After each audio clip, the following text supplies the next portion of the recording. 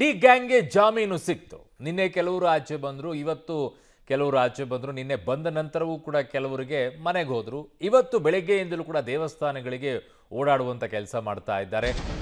D ಗ್ಯಾಂಗ್ನಲ್ಲಿ ಈಗಾಗಲೇ ಎಷ್ಟು ಜನರಿಗೆ ಸಿಕ್ಕಿದೆ ಬೇಲು ಅನ್ನೋದನ್ನು ಮಾಹಿತಿಯನ್ನು ಕೊಡ್ತೀವಿ. ಚಿತ್ರದುರ್ಗದ ರೇಣುಕಾಸ್ವಾಮಿ ಕೊಲೆ ಆರೋಪಿಗಳು ರಿಲೀಸ್ ಆಗಿದ್ದಾರೆ. ಪವಿತ್ರ ಗೌಡಗೆ 6 ತಿಂಗಳ ಸೆರೆವಾಸ ಕೂಡ ಅಂತ್ಯವಾಗಿದೆ. ಜೈಲಿನಿಂದ ಬಿಡುಗಡೆ ಆಗ್ತಾ ಇದ್ದಂತೆ ಪವಿತ್ರ ಗೌಡ ಟೆಂಪಲ್ ರನ್ ಅನ್ನ ಮಾಡಿದ್ದಾರೆ. ತಲಘಟ್ಟಪುರದಲ್ಲಿರುವಂತಹ ಕುಲದೇವರಿಗೆ ಪವಿತ್ರ ಗೌಡ ವಿಶೇಷ ಪೂಜೆಯನ್ನ ಸಲ್ಲಿಸಿದ್ದಾರೆ. ತೀರ್ಥ ಸ್ನಾನ ಮಾಡಿ ಹರಕೆಯನ್ನ ತೀರಿಸಿದ್ದಾರೆ ಪವಿತ್ರ ಗೌಡ. ದೇಗುಲದಿಂದ ನೇರವಾಗಿ ಬನಶಂಕರಿಯಲ್ಲಿರುವ ತಾಯಿ ಮನೆಗೆ ತೆರಳಿದ್ದಾರೆ ಪವಿತ್ರ ಗೌಡ. ಚಿತ್ರದುರ್ಗದ ರೇಣುಕಾಸ್ವಾಮಿ ಕೊಲೆ ಆರೋಪಿಗಳು ಈಗ ರಿಲೀಸ್ ಆಗಿದ್ದಾರೆ. ಇದರಲ್ಲಿ ಮೊದಲನೇ ಆರೋಪಿ ಆಗಿರುವಂತಹ ಪವಿತ್ರ ಗೌಡ ಕಣ್ಣೀರನ್ನು ಹಾಕಿರುವಂಥದ್ದು ಮೊದಲನೇ ದೃಶ್ಯ. ಎರಡನೇದು ಪವಿತ್ರ ಗೌಡ ತೀರ್ಥ ಸ್ನಾನವನ್ನು ಮಾಡಿರುವಂಥದ್ದು. ಮೂರನೇದು ಪವಿತ್ರ ಗೌಡ ಪ್ರದಕ್ಷಿಣೆಯನ್ನು ಹಾಕಿದ್ರು. ತದನಂತರ ಪವಿತ್ರ ಗೌಡ ಅವರ ಸಂಕಲ್ಪವನ್ನು ಮಾಡಿ ಅವರ ತಾಯಿಯ ಮನೆ ಕಡೆಗೆ ತೆರಳಿದ್ದಾರೆ.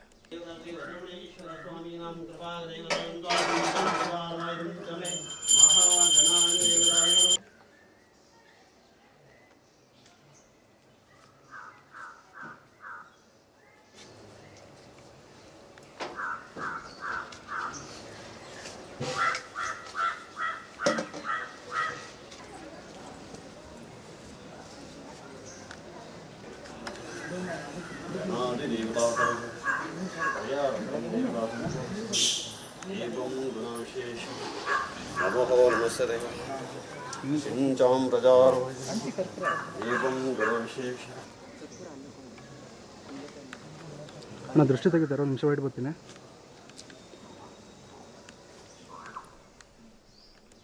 ಕಣ್ಣೀರನ್ನು ಹಾಕಬೇಕಾಗಿರುವಂಥದ್ದು ಆ ಕಡೆಗೆ ರೇಣುಕಾಸ್ವಾಮಿಯ ಕುಟುಂಬದವರು. ಅವರು ಕಣ್ಣೀರನ್ನು ಹಾಕ್ತಾ ಇದ್ದಾರೆ. ಇದು ತೀರ್ಥ ಸ್ನಾನವನ್ನು ಮಾಡಿರುವಂಥದ್ದು. ಏನೇ ಇದ್ರೂ ವಾದ ಪ್ರತಿವಾದಗಳಾಗಬೇಕಾಗಿರೋದು. ಈಗ ಜಾಮೀನು ಅಷ್ಟೇ ಮುಕ್ತಾಯವಾಗಿದೆ. ಇನ್ನೂ ಅವರು ಆರೋಪಿ ಸ್ಥಾನದಿಂದ ಖುಲಾಸೆ ಆಗಿಲ್ಲ. ಅವರು ಅಪರಾಧಿನ ಅಲ್ವಾ ಅನ್ನುವಂಥದ್ದು ಪ್ರೂವ್ ಆಗಬೇಕಾಗಿದೆ. ಅದಿನ್ನೂ ಕೋರ್ಟ್ನಲ್ಲಿ ಬಾಕಿ ಇದೆ. ಸೊ ಈಗ ಸದ್ಯಕ್ಕೆ ಜಾಮೀನು ವಿಚಾರದಲ್ಲಿ ಅವರ ತಾಯಿ ಏನೋ ಬೇಡ್ಕೊಂಡಿದ್ರು ಅಂತ ಕಾಣಿಸುತ್ತೆ. ಜೊತೆಗೆ ಪವಿತ್ರ ಗೌಡ ಅವರು ಕೂಡ ಏನೋ ಪೂಜೆ ಎಲ್ಲ ಜೈಲಲ್ಲಿ ಇದ್ದಾಗಲೇ ಕೇಳ್ಕೊಳ್ತಾ ಇದ್ರು, ವೃತ ಮಾಡ್ತಿದ್ರು ಅನ್ನೋದೆಲ್ಲ ಕೇಳ್ತಾ ಇದ್ವಿ. ಸೊ ಈಗ ಅದೇ ನಿಟ್ಟಿನಲ್ಲಿ ಈಗ ಆಚೆ ಬಂದಿದ್ದಾರೆ ಜಾಮೀನು ಸಿಕ್ಕಿದ್ದಕ್ಕೆ. ಈಗ ಅವರು ತಮ್ಮ ಕುಲದೇವರೇನಿದ್ದಾರೆ ಅಲ್ಲಿಗೆ ಹೋಗಿ ಪೂಜೆಯನ್ನೆಲ್ಲ ನೆರವೇರಿಸಿಕೊಂಡಿದ್ದಾರೆ. ವಜ್ರಮುನೇಶ್ವರ ದೇವಗುಲದಲ್ಲಿ ಪವಿತ್ರ ಅವರು ಪೂಜೆಯನ್ನು ನೆರವೇರಿಸಿದ್ದಾರೆ. 6 ತಿಂಗಳು ಜೈಲಿನಲ್ಲಿದ್ದರು. ಅಲ್ಲಿಂದ ಈಗ ಆಚೆ ಬಂದಿದ್ದಾರೆ. ಬಿಡುಗಡೆ ಅಂತಂದರೆ ಅವರು ಆರೋಪಿ ಸ್ಥಾನದಿಂದ ಬಿಡುಗಡೆ ಆಗಿಲ್ಲ.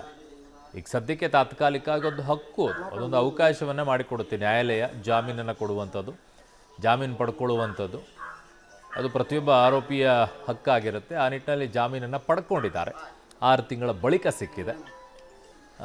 ಈಗ ಇನ್ಮೇಲಿರುವಂಥದ್ದು ನಿಜವಾಗಿಯೂ ಕೂಡ ಅವರ ಅಪರಾಧಿ ಹೌದೋ ಅಲ್ವೋ, ಈ ಕೊಲೆ ಪ್ರಕರಣದಲ್ಲಿ ಅವರ ಭಾಗಿ ಇದೆಯೋ ಇಲ್ವೋ. ಕಾರಣ ಅವರು ಮೊದಲನೇ ಆರೋಪಿ ಆಗಿದ್ದಾರೆ ಈ ಪ್ರಕರಣದಲ್ಲಿ. ಚಾರ್ಜ್ ಶೀಟ್ ಸಲ್ಲಿಕೆ ಮಾಡಿದ ನಂತರವೂ ಕೂಡ FIR ಹಾಕುವಾಗ ಮೊದಲನೇ ಆರೋಪಿ ಜೊತೆಗೆ ಚಾರ್ಜ್ ಶೀಟ್ನಲ್ಲಿ ಬದಲಾವಣೆ ಆಗುತ್ತೆ. ಬಟ್ ಅಲ್ಲೂ ಕೂಡ ಅವರು ಹಾಗೇ ಇದ್ದಾರೆ.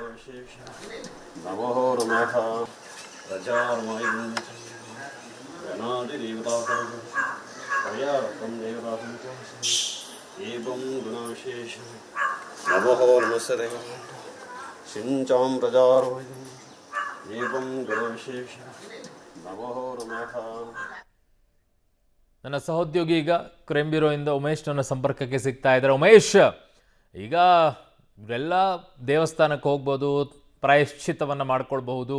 ಏನೇ ಇದ್ರೂ ಕೂಡ ಕಾನೂನಿನ ಕಟಕಟೆಯಲ್ಲಿ ಇನ್ನೂ ಕೂಡ ಬಾಕಿ ಇದೆ. ಪ್ರಾಯಶ್ಚಿತ ದೇವರು ಮುಂದೆ ಪ್ರಾಯಶ್ಚಿತವನ್ನು ಮಾಡಿಕೊಂಡಾಗ ದೇವರು ಕ್ಷಮಿಸ್ತಾನೋ ಬಿಡ್ತಾನೋ. ಬಟ್ ಕಾನೂನು ಹೇಗೆ ಇದರಲ್ಲಿ ಅವರ ಅಪರಾಧಿ ಹೌದು ಅಲ್ವೋ ಅನ್ನುವಂಥದ್ದು ಇನ್ನೂ ಬಾಕಿ ಇದೆ ಈ ವಿಚಾರದಲ್ಲಿ ಅಲ್ವಾ?